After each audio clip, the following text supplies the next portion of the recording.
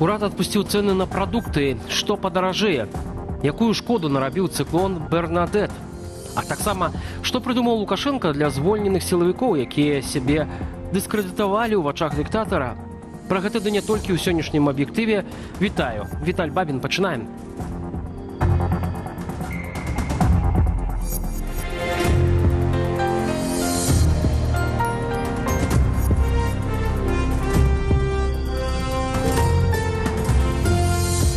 Вареная каўбаса і марожаны хек замест паляндвіцы і ласося. Урад Беларусі скараціў спіс тавараў, цэны на якія рэгулююцца дзяржавай. Замест 199 пазіцыяў пакінулі толькі 76. Фактычна чыноўнікі адпусцілі на цэнавую свабоду больш якасныя харчы і адзенне. Савет міністраў патлумачыў сваё рашэнне стабільнасцю сітуацыі на ўнутраным рынку, але эксперты кажуць пра вымушаны рынкавы крок. Падрабязней Зміцер Смак. Вэнджаны ласось і сыр з цвіллю будуць цяпер каштаваць, як патрабуе рынак. А вось на сасісках і варанай каўбасе адміністрацыйныя кайданкі пакуль застануцца. Спіс, паводле якога дзяржава рэгулявала цэны, скараціўся амаль утрая. Урад адпусціў на цэнавую волю 123 таварныя пазіцыі. Знялі з тармазоў цэннікі на малочныя ў шкляной тары, розныя варыяцыі сыроў, прапалі сыравэнджаныя каўбасныя пазіцыі паляндвіца ды балык. Сярод падводных жыхароў пад дзяржаўным кантролем застануцца марожаны хек ды мінтай. Верагодна, стане крыху даражэй смактаць карамелькі на палачцы і жаваць усе віды гумак. У свабоднае плаванне па моры коштаў адправілі і лайм з памылаю. Пазітыўныя з'явы. Чаму? Таму што Турчын Александр Генрихович, калі прыйшоў на пасаду прэм'ер-міністра, у яго першай мэты было скасаваць цалкам рэгуляванне коштаў, таму што яно нанесла вялікую шкоду краіне. Мы павінны нагадаць тое, як знікла бульба ў краіне, як бульба была па 2-3 долара за кілаграм. Гэта было найбольш такой іскравы паказнік вынікаў рэгулявання коштаў. Жорсткі кантроль цэнаў у Беларусі ўвялі ў 2022 годзе. Перад тым, як з'явіўся канкрэтны спіс тавараў, Лукашенко падпісаў дэкрэт. Рост цен запрещается. Дальше цены повышать нигде нельзя. Асобныя чыноўнікі тады нават знайшлі смеласць спрачацца з Лукашэнкам і спрабавалі тлумачыць, што ягоны загад наадварот нашкодзіць і беларускім прадпрыемствам, і простым людзям. Вы мне тут рассказываете эти анекдоты кабинетные. Товарищ президент, не анекдоты. У нас слишком открытая Так я вам экономика. У нас хочу самая сказать, открытая и экономика в инфляция. мире. У выніку для многіх бізнесаў адбылася сапраўдная катастрофа. Прадпрыемствы спынялі дзейнасць, кіраўнікоў адпраўлялі ў турмы. Расійскія харчы, што да фатальнага загаду Лукашэнкі каштавалі значна даражэй за беларускія, сталі наадварот таннейшымі і захопліваюць ужо беларускі рынак. А самае прыкрае, інфляцыю так і не атрымалася спыніць. Калі вы параўнаеце інфляцыю у Польшы ці Літве, дзе ніхто не рэгулюе ніякія кошты, ну, акрамя, канешне, коштаў манапалістаў, якія ў любой краіне трэба рэгуляваць, то вы пабачыце, што інфляцыя ў 3 разы меншая за беларускую. І за гэтыя пастановы падала прыбытковасць усіх прадпрыемстваў, усіх вытворцаў Рэспублікі Беларусь, таму што нельга не падымаць кошты і нічога не адбываецца, калі ў краіне падымаюцца заробкі, калі ёсць інфляцыя па сыравіне. Аднак забараніць шкодны спіс цалкам чыноўнікі пакуль не асмеліліся. Як мяркуюць эксперты, умоўныя сасіскі пакінулі, каб супакоіць Лукашэнку, бо калі той ізноў палезе рэгуляваць цэны, эканоміка можа пакрыцца цвіллю нібы сыр, але зусім не шляхетную. Зміцер Смак, Белсат. Улады будуць адсочваць былых дыпламатаў, сілавікоў і ратавальнікаў, звольненых паводле так званых дыскрэдытацыйных падставаў. Адпаведны ўказ падпісаў учора Лукашенко. Дакумент ужо апублікаваны на нацыянальным прававым інтэрнэт-партале і уступіў у сілу. Згодна ўказу нумар 230 Міністэрства абароны, органы ўнутраных справаў, следчы камітэт, органы фінансавых расследаванняў КДК, дыпламатычная служба, органы надзвычайных сітуацыяў абавязаныя цяпер не радзей як двойчы на год адсочваць працаўладкаванне былых працаўнікоў. Такі маніторынг будзе доўжыцца 5 гадоў. Калі выявіцца, што былы працаўнік згаданых структураў заняў кіраўнічую пасаду ў дзяржаўнай ці нават прыватнай арганізацыі, установы будуць абавязаныя паведаміць пра гэта мясцовым уладам для, цытата, прыняцця захадаў рэагавання у адпаведнасці з заканадаўствам, якіх менавіта гэта ва ўказе не прапісана. Документ не змяшчае адкрытай забароны на працаўладкаванне. Дыскрэдытацыйныя абставіны звальнення – фармуліроўка, з якой часта звальнялі з дзяржаўных і сілавых органаў асобаў, што выказвалі сваю палітычную пазіцыю і нязгоду з гвалтам ды узурпацыяй Лукашэнкам улады ў Беларусі. Ад магчымай эскалацыі і ўцягвання Менску ў вайну да замірэння, дзе нашай краіне можа быць адведзеная роля суцяшальнага прыза для Крамля. Прадстаўнікі беларускіх дэмакратычных сілаў разам з экспертнымі ініцыятывамі правялі супольную нараду, прысвечаную пытанням нацыянальнай бяспекі. На бяспекавай нарадзе мы абмяркоўвалі варыянты развіцця падзеяў ад самых аптымістычных, это замірэння, і тут важна, каб Беларусь не стала суцяшальным прызам для Пуціна, да варыянту эскалацыі, калі будзе поўная эскалацыя з выкарыстаннем беларускай тэрыторыі, не дай Божа, беларускіх вайскоўцаў. І што беларускае грамадства, што нашыя саюзнікі ўнутры краіны, і што непасрэдна дэмакратычныя сілы і міжнародная супольнасць у тым ці іншым сцэнары можа і мусіць рабіць. Вельмі важна каардынаваць з Украінай. Безумоўна, нашыя магчымасці ўплыву вельмі абмежаваныя. Гэта праз інфармацыйную прастору, гэта праз працу з тымі людзьмі, якія знаходзяцца ўнутры сістэмы номенклатуры, у сілавых інстытуцыях, у беларускай арміі, тлумачыць ім сітуацыю, тлумачыць наступствы і рызыкі, каб Беларусь не была зручным палігонам, зручным авіяносцам, зручнай базай для Расійскай Федэрацыі.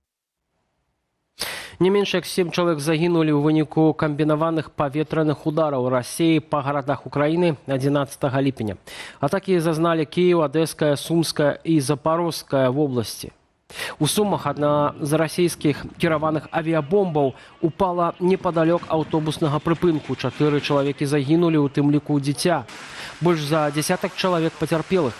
Больш за 30 параненых і 1 забіты сёння пры абстрэлах у Запорожскай вобласці. На Адэшчыне пад расійскі удар трапіла партовая інфраструктура, загінулі 2 працаўнікоў. Больш за 10 чалавек пацярпелі ў выніку атакі на Кіеў. Па ўкраінскай сталіцы расейцы выпусцілі 6 балістычных ракетаў. Мастак, рэстаўратар, перформер, актывіст і проста неабыякавы чалавек, гэтак сябры і калегі кажуць пра Алеся Пушкіна. 3 гады таму даведзенага да смерці ў застенках рэжымам Лукашэнкі. Вось ім плануецца выхад вялікага мастацкага альбому Алеся Пушкіна, куды ўвойдуць ягоныя найлепшыя працы. Памяць пра выбітнага творцу жывая, працягне Наста Печанькова. 3 гады таму Беларусь страціла аднаго з сваіх самых смелых і выбітных мастакоў. Жыццё Алеся Пушкіна абарвалася ў турме. Паводле праваабаронцаў яму не надалі своечасовай медычнай дапамогі.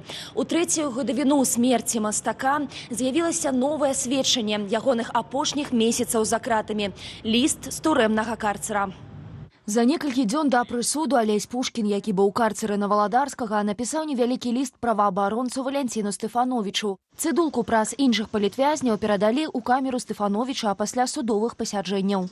Валік, я не хожу ў суд, мяне носяць у кайданках. Кожны дзень канвой піша 2 рапорты і аддае суддзі, тая далучае да справы маёй. Я ў карцеры насупраць жаночыя камеры. А судзяць вось-вось, я думаю, хутка. Я падрыхтаваў апошняе слова на 23 старонках. У мяне няма адвакаткі. Я застаўся без прававой дапамогі. Я вельмі рады, што ўдалося з табой скантактавацца. Я цябе вельмі люблю. Сам Валянцін Стэфановіч кажа, гэты ліст захаваўся як важны дакумент эпохі. Калі людзі, заляваныя ад свету, працягвалі падтрымліваць адно аднаго, нават праз кароткія турэмныя малявы. Зараз я ўжо ўспрымаю яго нейкім сэнсе як развітальны ліст. Вось, то есть, там апошняя, скажем, навіна, якую я атрымаў ад яго.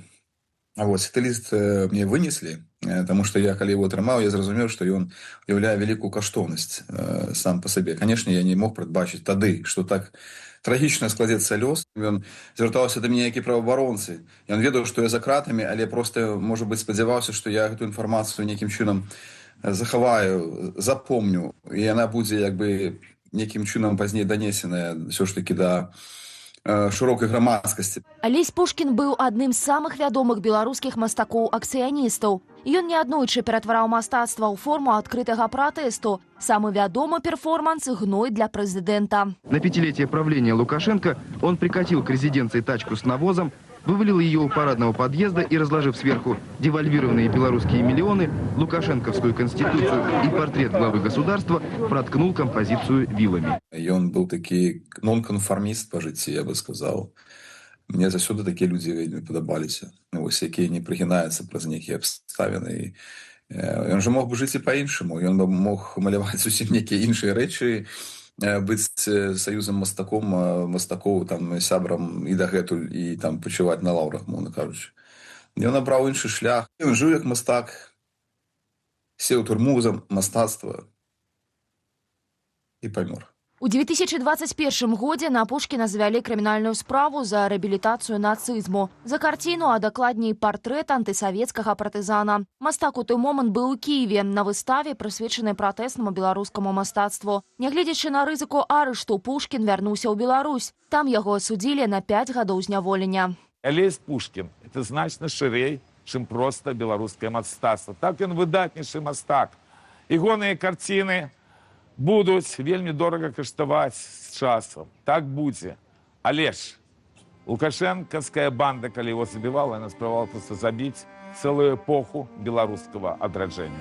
11 ліпеня 2023 года 57-гадовы мастак памёр у рэанімацыі больніцы хуткай дапамогі ў горадні. Творца меў прабадную язву. Яму не паспелі аказаць неабходнай дапамогі. Выбітнага дзеяча згадаюць заўтра падчас акцыі памяці каля помніку Каперніку ў Варшаве. Наста Печанькова, Белсат.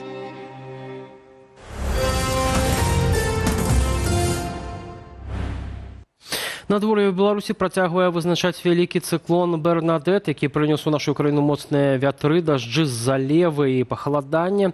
На сёння па ўсёй тэрыторыі краіны дзейнічаў памаранчавы ўзровень небяспекі. Найбольш жа ад капрызаў прыроды пацярпеў Менск. Магутная заліва накрыла сталіцу ў першай палове дня суботы. Ліўневая каналізацыя не спраўлялася з колькасцю вады, ад чаго некаторыя вуліцы і участкі дарогаў падтапіла, а аўтамабілі з цяжкасцямі пераадольвалі водныя перашкоды. Учора ж вечарам непагадзь абрынулася на Гомель. Пешаходам давялося перасоўвацца па калена ў вадзе, а транспарт увогуле стаў. Гомельцы паведамлялі пра падтапленні на вуліцах Кірова і Свярдлова, таксама на вуліцы Палескай. Сіноптыкі абнадзейваюць, гэта апошняя праява Бернадет.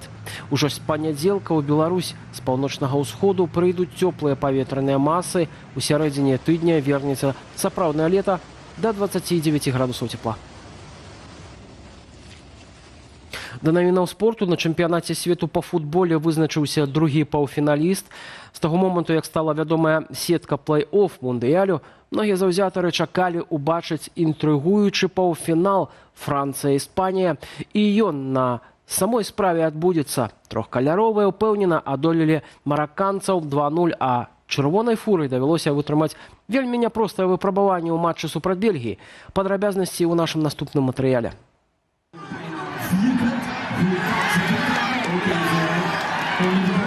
Вось так за сваю зборную заўзялі жыхары бельгійскага Дендермонду, гораду з насельніцтвам каля 50 тысяч чалавек. Цікава, што афіцыйны сцяг гэтага мястэчка выкананы ў бел-чырвона-белых колерах, што робіць яго асабліва пазнавальным для беларусаў.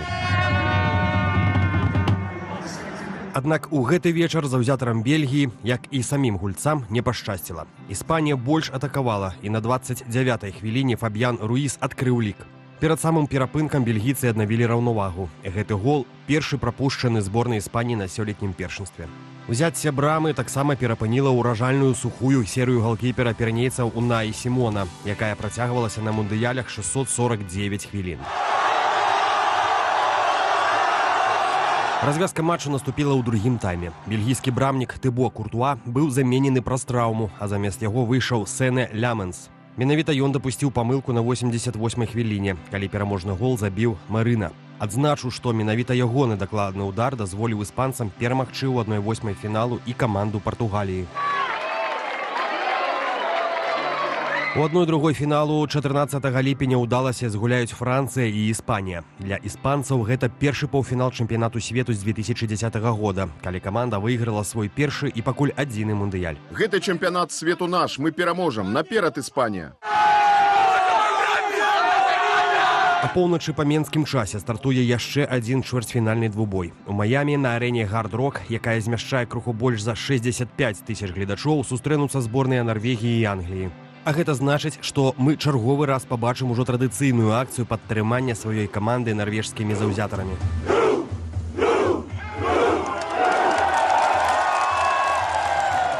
Нарвегія ўпершыню ў гісторыі выйшла ў чвэрцьфінал чэмпіянату свету, перайграўшы па дарозе Бразілію. Англія, ў сваю чаргу, 11-ы раз гуляе на гэтай стадыі, але з папярэдніх 10 прайшла далей усяго тройчы.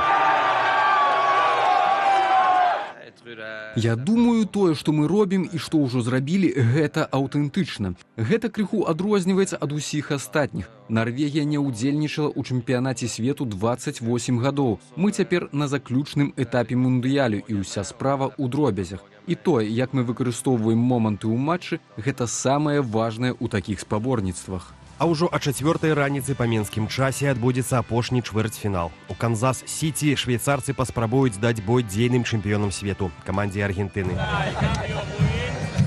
Павел Алейнікаў, Андрэй Сульжыц, Белсат. На гэтым завершаем наш эфир. Дзякуй за вашу увагу. Больше інфармацыі ў нашых сацыяльных сетках і на старонцы belsat.eu. Для вас працаваў Віталь Бабін. Да сустрэчы ў наступных эфірах.